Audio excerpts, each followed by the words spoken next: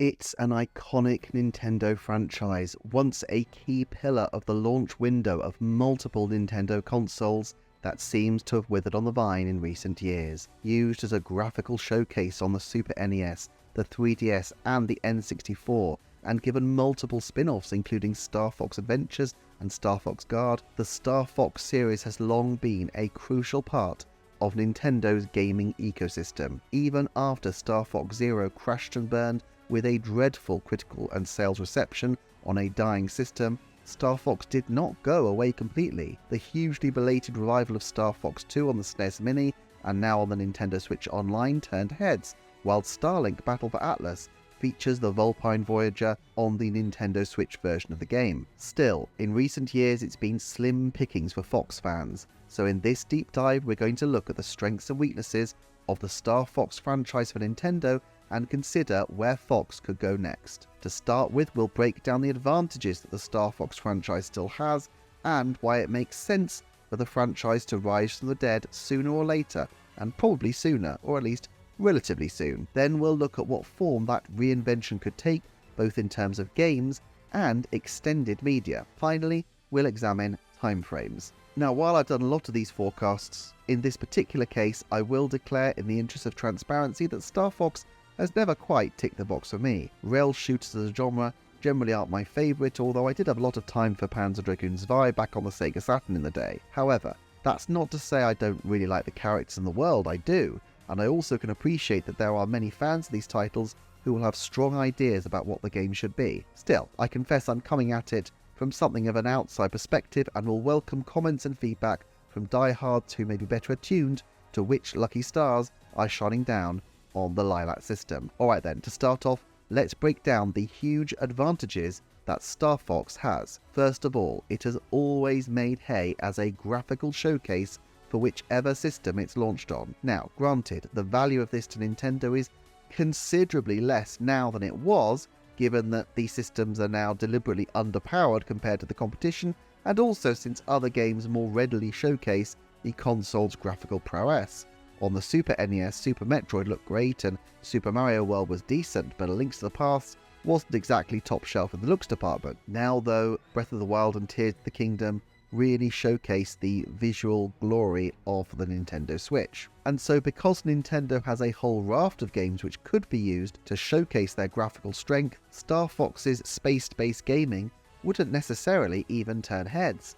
On Wii U, the most impressive feature in many respects was the highly detailed animation work. Nevertheless, combined with the speed of the gameplay and the potential to do clever things with different planets looking amazing, I could still see them wowing. Indeed, the nature of the gameplay is such that you need a bit of wow to it, and so I would not count out the potential of Star Fox to be a graphical showcase on the next Nintendo console. The second big benefit that Star Fox provides is the chance to explore a completely new franchise compared to the ones that Nintendo explore time and time again. Nintendo has long been what Time magazine referred to as an intellectual property company, but it only has a limited supply of top-tier IP. Mario, Zelda, Animal Crossing, Pikmin, Metroid, Splatoon, sure. Plus they have significant to majority interests in Pokemon, Kirby, Fire Emblem and Xenoblade, but ever since Disney conquered the world with the Marvel Cinematic Universe, the hunger for these kinds of portfolios of vast franchises grows ever larger. In a world where something as utterly niche as Guardians of the Galaxy could become a massive film franchise starring Super Mario himself, well, Chris Pratt anyway, surely Star Fox has potential. I did once think that the whole 90s Top Gun fighter pilot appeal might feel a little dated, but the resurrection of Top Gun recently might suggest otherwise. Besides, these things are largely cyclical, and what Star Fox might lack in immediate relevancy, he makes up for in having a brilliantly designed suite of characters and an existing good name to serve as a proof of concept. The final benefit I think Star Fox has over most franchises in Nintendo's arsenal, certainly over Metroid, Chibi-Robo, F-Zero and other beloved titles, is the personal backing of Shigeru Miyamoto. We will come back to the importance of this another time, but I think most franchises that survive long-term at Nintendo have at least one major cheerleader. Metroid has Yoshio Sakamoto and Kensuke Tanabe, while Miyamoto-san has also been the godfather to Pikmin and has helped that franchise bloom over recent years. In a standoff between Star Fox and franchises like, say, F-Zero, I think Mario's dad being on the side of the fearless fox could prove decisive. But what could a Star Fox reinvention even look like? Nintendo's default position when reviving franchises tends to be to hunt around for a remake or a lesser project to test the waters. Metroid Samus Returns preceded Metroid Dread. Metroid Prime Remastered has laid the groundwork for Metroid Prime 4, Pikmin 3 Deluxe foreshadowed Pikmin 4 using a good deal of the same team, and so on. But Star Fox is rather short on games that would benefit from this. Star Fox Adventures is perhaps too far outside the realm of traditional Star Fox gameplay, while Star Fox 64 is already on the Nintendo Switch Online service and has already been remade. Star Fox Zero has a terrible reputation, and even shorn of its controller-related woes, seems to be quite a trad title. I could see a Star Fox Zero port making a modest amount of money, although it's difficult to picture it hitting the 2 million mark that Shigeru Miyamoto considered the metric of success, even with a fair advertising campaign and a more modest price. Probably then, a new Star Fox is going to have to forego the usual nostalgia tour and bootstrap itself into a bold new title. A tough ask for a franchise on the ropes. Let's consider the possibilities then for new Star Fox games. Evidently the game started with a strong shooting element, but Shigeru Miyamoto always resisted it being called a shoot-'em-up,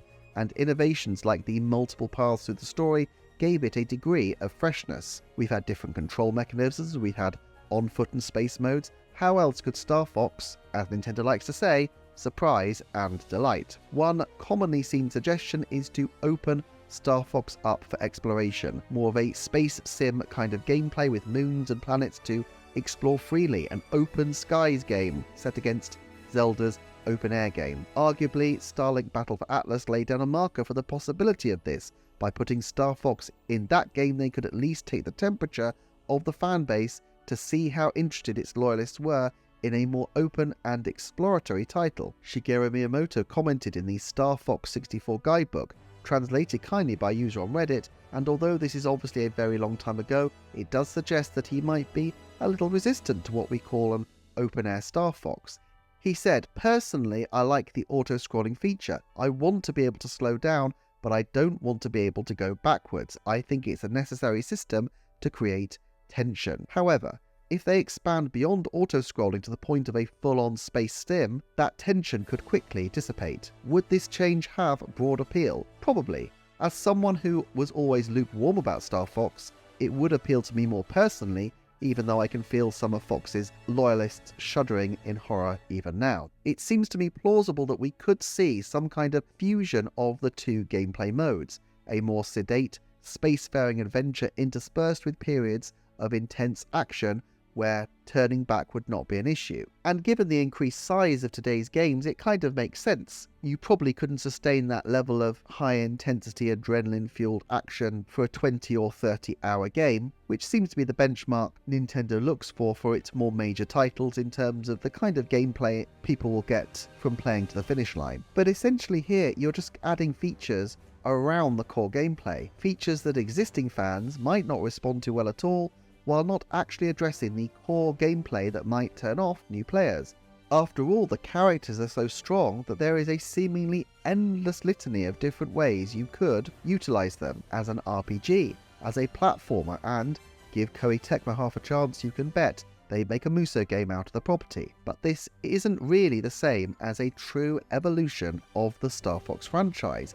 Even though there are critics of the Hyrule of the Wild formula who long for something more traditional in terms of their Zelda experiences, most would grant that there is sufficient connective tissue between even entries as diametrically opposed as Skyward Sword and Breath of the Wild that they seem part of the same sequence of games, and trying to spin off a less popular title to wake a franchise up didn't exactly help Metroid Prime Federation Force, Hey Pikmin, or Chibi Robo Ziplash. Ultimately, trying to change the core formula of a game series over the wishes of its fans often just makes people wish they'd started from scratch with something new. What they need to do is evolve the franchise but keep its irreducible core intact. But rail shooters feel like such a relic of a bygone age now that it's difficult to know where Nintendo might start. F-Zero got around the problem of seemingly being a little old-fashioned these days by re-envisioning itself as a 99 spin-off, and although Star Fox 99 might be a little difficult to conceive, there could be something in the idea. Imagine if you and 98 other players were part of some massive space battle. Obviously Battle Royale games are innately competitive experiences, but there's no particular reason why you couldn't use the 99 format to have a cooperative experience as well. 99 starfighters in a truly epic space battle going on around you, with victories in one game having positive consequences for others. Of the 99 would certainly change Star Fox from a rather insular one-player experience to something more adrenalized and collaborative. And I'm just talking here about the 99 experience where 98 other screens are visible in miniature. If they scaled this idea up, so maybe not 99, but dozens of other players were shooting their way through the skies at once, it's possible to imagine a game that would appeal at scale while maintaining that core Star Fox gameplay. Another possibility is some kind of roguelike element. Splatoon 3's side order having at least the appearance, if not the actuality, of a roguelike progression shows that Nintendo are not completely averse to exploring this kind of gameplay, but it seems a long way from Nintendo's usual focus on meticulous craftsmanship, all of which makes it difficult to imagine a Star Fox sequel, certainly not a big budget one, which feels like a high-risk bet on a long odds title. Also, who could take the franchise on? Platinum Games helped Star Fox Zero's rocky birth, and they do have an impeccable action pedigree, but the absolutely dire reception of that title makes me think that it will be a long time before they would want to return to the task of rebooting Star Fox. Koei Tecmo are never shy of some frenetic action, but it's usually in the realm of combat, not shooting. Dylan Cuthbert of Q Games learnt his trade on the first two Star Fox titles before returning to take over Star Fox Command. Still, that was a long time ago, and it doesn't seem that Q Games has anywhere near the capacity to make a game on the scale of a cutting-edge new Star Fox. Internal development teams are not ideal candidates either, as they're already spread thin. Perhaps a younger dev team could find a way to pitch a new Star Fox, but given the reportedly large number of pitches for entirely new titles, I would think something original from Nintendo's internal devs, perhaps something that could turn into the next ARMS or even the next Splatoon, would be more tempting for Nintendo both from a creative and financial point of view than another tour around the Lilac system. One team that has already put a foot into the world is Ubisoft through Battle for Atlas, but between their recent reputational woes and the fact that Mario plus Rabbids hasn't quite proved to be the mega money spinner they were hoping for, it's not clear that one of Nintendo's lesser regarded franchises would prove immediately appealing to them. Maybe a Western studio then, Next Level Games, or even Way Forward. And of course there is always Retro Studios. Retro in recent years had a decade-long snooze punctuated only by rumours of Metroid Prime 4, a bare-bones port of the still dynamite Donkey Kong Country Tropical Freeze, and the glorious Metroid Prime Remastered. Of course we can't go through a Star Fox video without mentioning the glorious Star Fox Grand Prix rumour, a rumour I have to say which I thought sounded absolutely amazing, even though it's clear that it was completely made up. But back in 2013, when Retro was still fresh off having reinvigorated both Metroid and Donkey Kong Country, they reportedly did have a Star Fox game pitched, with explorable skies, optional side quests, playable co-op, animal designs, and a puppet aesthetic that seems to take Star Fox even further into the orbit of Thunderbirds. It seemed like a dream come true. Still, a pitch is a long way from coming to pass, and over recent years many retro pitches have found their way onto the internet, and many of them do sound amazing. Whether it was canned because of weaknesses in the core idea, or because it was too expansive and therefore expensive for Nintendo to consider in the Wii U era, or whether, as perhaps seems most likely to me, the gameplay at heart was simply undercooked despite all the brilliant, innovative frippery around it, who can say? But the high cost of what it sounds like Retro are proposing probably didn't help its chances either. Nor does the fact that it wrangled out of the clutches of non-disclosure agreements to land on the internet at all. Then again, Metroid Dread spent 16 years in the bowels of Nintendo rumours before coming to pass, but that did have a clear champion in Yoshio Sakamoto, and a very specific idea they wanted to enact: the Emmy robots ruthlessly hunting you down. Plus, Nintendo can't really complain about rumours since they themselves seeded talk of Metroid Dread among the fanbase. I have to say, this feels a little bit less of a specific game pitch and more like a wish list of how to make Star Fox cool. It's a great wish list, and Nintendo could do a lot worse than to listen to it, but I wonder if they may feel that they would prefer to wait for a breakthrough gameplay concept. In a separate video, I've given my lowest forecast strength, 10%, to the idea that Star Fox could return this year in any form whatsoever. That's because 2 out of 10 recent years have had something, including the Star Fox 2 release, plus there was a Tilta Star Fox with Starlink Battle for Atlas.